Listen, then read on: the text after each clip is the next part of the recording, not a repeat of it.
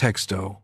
Imagine stepping aboard something that felt less like an aircraft and more like a private club suspended above the clouds. That image, that impossible promise, is exactly what the short Empire S.23 delivered to a handful of lucky passengers, beginning in 1936. And if you were watching this because something about that thumbnail stopped you mid-scroll, then you already sensed that what happened inside this aircraft was something the world has never quite seen again. Half the fleet disappeared. The routes it flew crossed deserts, seas, and continents. And yet the passengers who boarded it were offered dinner on fine china, comfortable sleeping berths, and the kind of unhurried luxury that made the journey feel like the destination. This is the story of the British flying boat that redefined what air travel could mean, and the quiet tragedy that erased so many of its kind from the face of the earth. What this video will show you is not just an aircraft. It will show you a world where Imperial Airways, the forerunner of British Airways, decided that flying should feel like sailing on the finest ocean liner, only faster and far higher. We will walk through the interior of the S-23 as if we are passengers in 1937. We will sit at the lunch table, somewhere above the Mediterranean. We will understand why people who could afford any other form of transport chose this one. And then, slowly, we will reckon with the losses, the crashes, the wartime requisitions, and the sheer fragility of something so beautiful that it could not survive the century intact. Stay with this until the end, because the final chapter of this aircraft story is one of the most quietly devastating in the history of aviation. But to understand why the S-23 existed at all, you have to go back to a decision made in 1934 that seemed, at the time, almost recklessly ambitious. The British government and Imperial Airways signed what became known as the Empire Airmail program. The idea was audacious in its simplicity. Every letter posted across the British Empire would travel by air, without surcharge, carried by a fleet of brand-new aircraft that did not yet exist. The routes would stretch from Southampton to South Africa, from England to Australia, from the English coast to India and beyond. Tens of thousands of miles of sky, covered by flying boats that had yet to be designed, built, or tested. Short Brothers of Rochester, one of the oldest aircraft manufacturers in the world, received an order for 28 aircraft before a single prototype had flown. That had never been done before, and perhaps it should not have been done then either. Can you imagine placing an order for 28 of something you have never seen fly? That is exactly what happened. And the pressure that created on the engineers, on the test pilots, on everyone at Short Brothers, shaped everything about what the S-23 became. Oswald Short and his team did not have the luxury of revision. They had to get it right, or something very close to right, on the first attempt. What emerged from Rochester in the summer of 1936 was a 4-engine monoplane flying boat of genuinely impressive scale for its era. The aircraft had a wingspan of 88 feet, a length of just over 88 feet as well, and was powered by 4 Bristol Pegasus XC engines, each producing around 900 horsepower. It could carry up to 24 passengers, though on longer routes with sleeping accommodation the number was smaller. It had a range that allowed it to hop between the carefully spaced refueling stations that Imperial Airways had established across the empire. It was not the fastest aircraft in the world. It was not meant to be. It was meant to be the most comfortable. This is where one begins to understand that this was a different way of traveling. The passenger experience on the S-23 was designed from the outset not as an afterthought, not as a commercial compromise, but as the central purpose of the entire machine. Imperial Airways employed a decorator to design the interior. The cabin walls were finished in soft colors. The seats were wide, upholstered, and arranged so that passengers could look out of large rectangular windows at the world passing below them. On the upper deck of the aircraft, above the main passenger cabin, there was a promenade area, a space where passengers could stand, stretch their legs, and watch the landscape scroll beneath them. Not many people alive today have stood inside a flying aircraft and simply looked out, not through a porthole but through a proper window, at the Nile or the Red Sea or the Indian Ocean below. The passengers of the S-23 did exactly that, regularly, as part of a journey that might last several days. The stewards on board served meals that were not the reduced, abbreviated affairs of today's aviation. Lunch might include soup, a fish course, a meat course, and a dessert, all prepared in the aircraft's small galley and served on proper china with silverware. Wine was available. Tea was served in the afternoon. If you were flying a night sector, your seat could be converted into a sleeping berth, not the reclined compromise of a modern business class seat, but an actual horizontal surface with sheets and blankets where you could genuinely sleep while the aircraft cruised through the darkness above the sea. The noise, by modern standards, would have been considerable. 4 radial engines are not quiet, but passengers of 1,937 had no point of comparison, and the sound was simply part of the experience, a low, reassuring thunder that meant you were moving, crossing the world in an era when most people would never do anything of the kind. If you find this kind of lost world genuinely fascinating, take a moment now and subscribe to this channel. We publish these deep dives regularly, and every one of them is built around the same principle: real history, real detail, and the feeling of actually being there. Leave a like on this video as well. It helps more people find stories like this one, stories that deserve to be remembered. Now here is something that surprises almost everyone who learns it for the first time. The S-23 flying boats did not take off from airports, as we know them. They took off from water. Southampton Water, in the south of England, was the home base of Imperial Airways flying boat operations.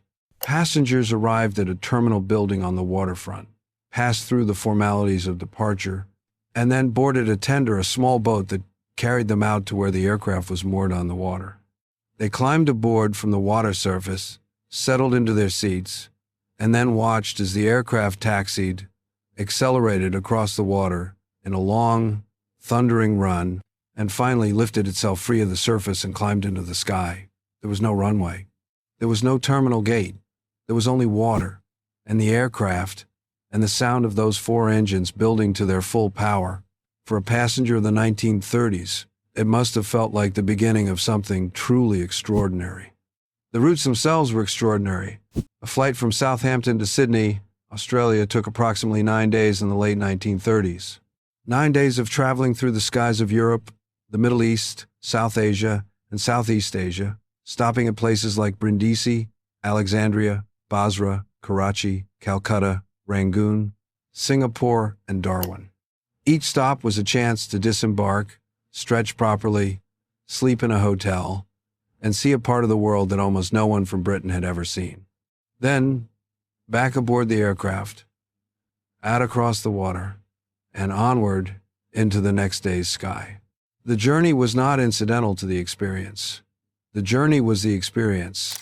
The aircraft was the vessel through which you encountered the world, and the world was enormous, various, and astonishing. It is worth pausing here to ask a question that I would genuinely love to see you answer in the comments below. If you had been alive in 1937 and could have afforded the fare, which was substantial, roughly equivalent to several months of an average worker's wages, which leg of that journey do you think would have been the most extraordinary? Flying low over the Nile Delta? Looking down at the Persian Gulf at dawn? Arriving over Singapore Harbor as the sun set behind the islands? Leave your answer below, because history is richer when we imagine ourselves inside it. The S-23 entered service in October 1936 with the aircraft named Canopus, and the fleet was eventually named after classical and imperial references: Caledonia, Corsair, Clio, Camilla, Coogee, and so on through the alphabet of Empire.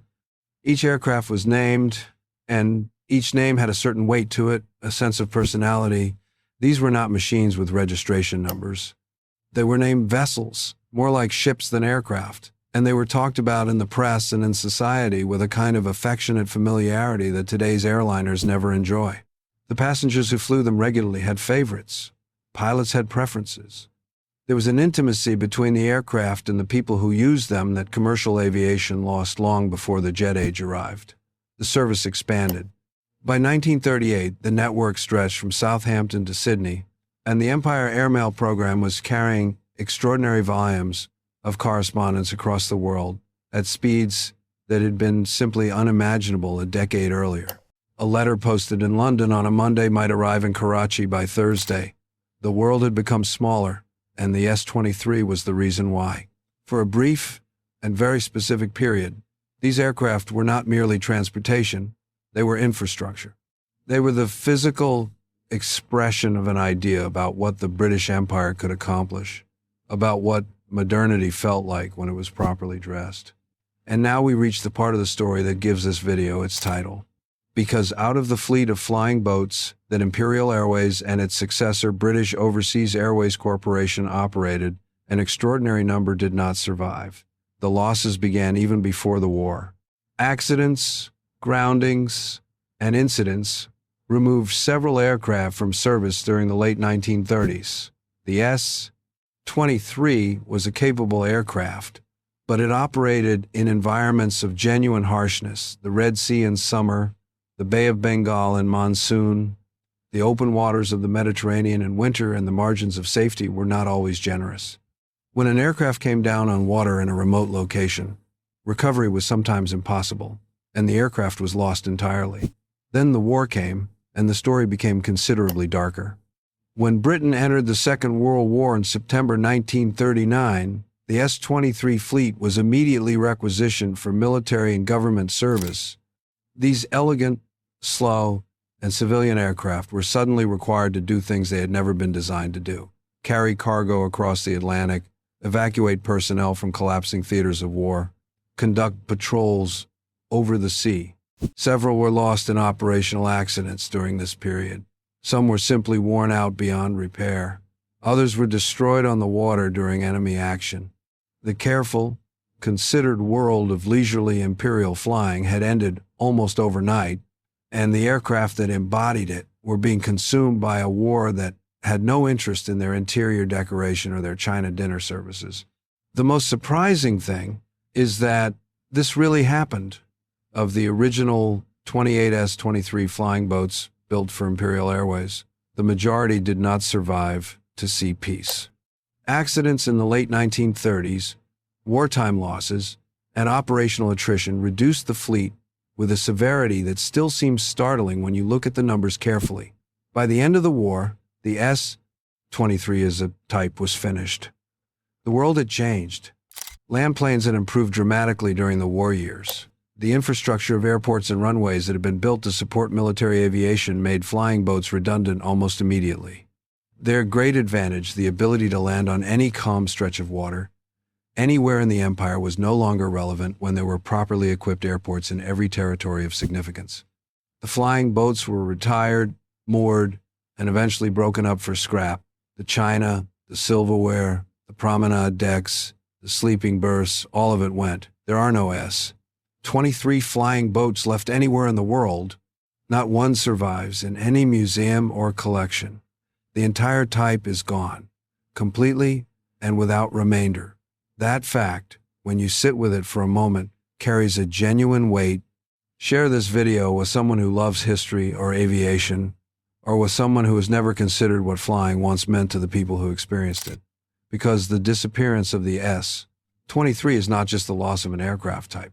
It is the loss of a particular idea about travel, about time, about what it meant to move through the world with deliberateness and care. The 9-day journey from Southampton to Sydney was not a hardship to be endured.